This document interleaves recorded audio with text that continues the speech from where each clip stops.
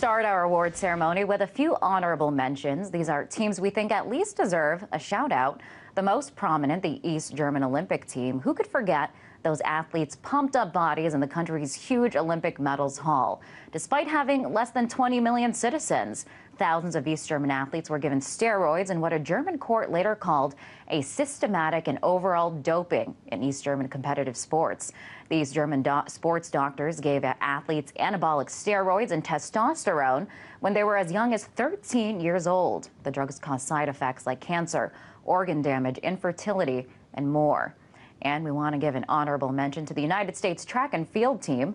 More than 100 athletes, including 19 medalists from different sports, tested positive for banned substances from 1988 to 2000. But somehow they were cleared by internal appeals processes and allowed to compete.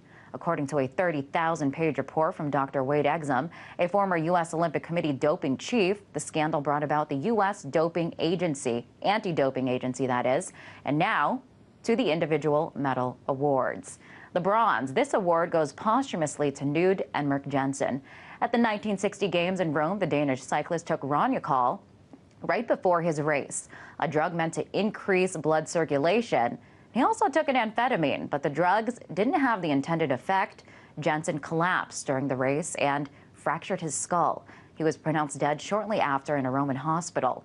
His death led to the institution of drug testing at all Olympic Games. Now for the silver. This medal goes to Canada's Ross Srabagliati. He still has his gold from the 1998 Nagano Winter Games for the first ever men's giant slalom in snowboarding.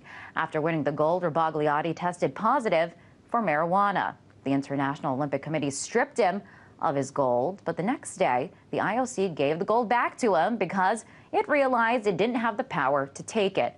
That's because the IOC didn't have an agreement on marijuana. Srabagliati said that the marijuana in his bloodstream must have been inhaled secondhand at a going-away party.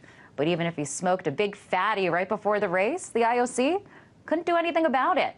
And now for the gold. Sometimes you can't top the first. In 1968, Hans-Gunnar Liz was the first athlete ever disqualified. He got his medal stripped for drug use, but he wasn't into amphetamines or steroids. The Swedish pentathlete drank 2 beers before the pistol shooting part of the competition. It may have calmed his nerves, but it certainly made the IOC jittery. His bronze was taken from him, but we hope this gold is some compensation.